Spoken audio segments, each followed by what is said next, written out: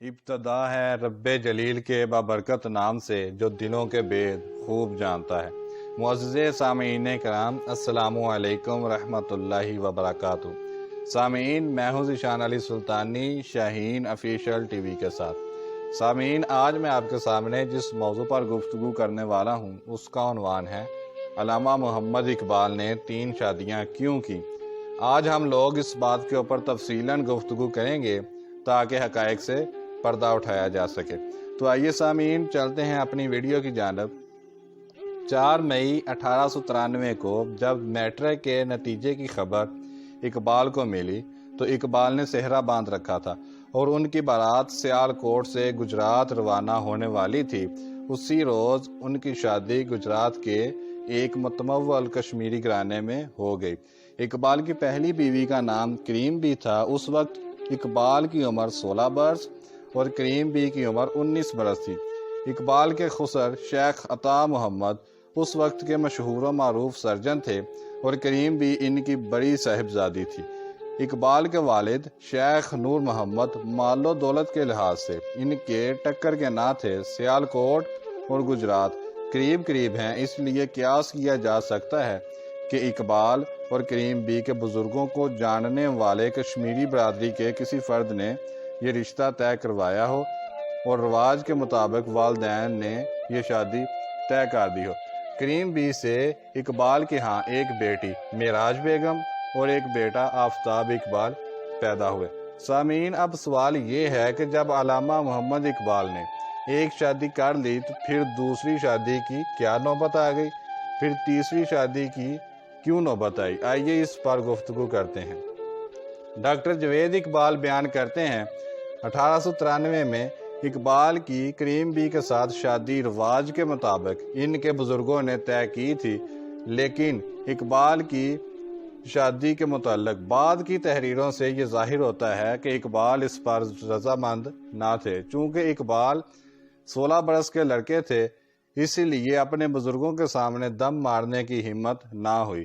1900 سے لے کر 1905 تک یعنی 5 سال کے عرصے کے دور ملازمت کے دوران جب اقبال باٹی دروازے والے مکان میں رہائش پذیر تھے، کریم بی نے ان کے ساتھ قیام نہ کیا۔ نذیر نیازی کی رائے میں اقبال کی کریم بی کے ساتھ کشیدگی انہی ایام میں ہو گئی تھی۔ نذیر نیازی تحریر کرتے ہیں، یورپ سے واپسی کے بعد اگرچہ کریم بی لاہور آتی، محمد اقبال ان کا بہت خیال رکھتے، مگر ایک دوسرے سے کشیدگی بڑھتی چلی گئی۔ علامہ محمد اقبال کے والد اور ان کے بھائی کی مکمل کوششوں کے باوجود علیحدگی کی نوبت آ گئی۔ یہ زمانہ محمد اقبال کے لیے شدید اضطراب کا تھا، طلاق کے علاوہ اور کوئی چارہ نہ تھا، لیکن کریم بی کی عزت نفس نے گوارا نہ کیا کہ محمد اقبال کفالت کے ذمہ دار ٹھہریں۔ فرمایا، شرعاً میرے سامنے 2 ہی راستے تھے، طلاق یا کفاف کی ذمہ داری۔ کریم بی طلاق پر راضی نہ ہوئی۔ علامہ اقبال فرماتے ہیں، میں نے بخوشی کفاف کی ذمہ داری قبول کر لی۔ نذیر نیازی تحریر کرتے ہیں، ایک مقررہ رقم اقبال ہر مہینے بیچ دیتے، حتیٰ کہ آخری علالت کے دوران میں بھی یہ رقم روانہ کی جاتی رہی۔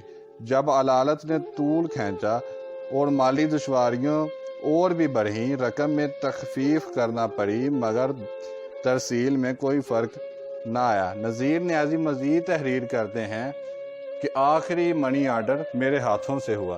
صاحبزادہ اقبال کے مطابق شادی کی ناکامی کی اصل وجہ یہ تھی کہ شادی کے وقت اقبال کی عمر 16 برس اور کریم بی کی عمر 19 برس تھی۔ اقبال ایک طالب علم تھے اور مالی اعتبار سے اپنے بھائی کے دست نگر تھے، ابھی اپنے قدموں پر کھڑے نہ ہوئے تھے۔ اقبال کا تعلق ایک متوسط الحال خاندان سے تھا جس کے تمام افراد سیالکوٹ کے ایک چھوٹے سے مکان میں رہتے تھے، لیکن کریم بی ایک امیر گھرانے سے تعلق رکھتی تھی اور انہوں نے گجرات کی ایک ایسی حویلی میں پرورش پائی تھی جو کہ کسی محل سے کم نہ تھی۔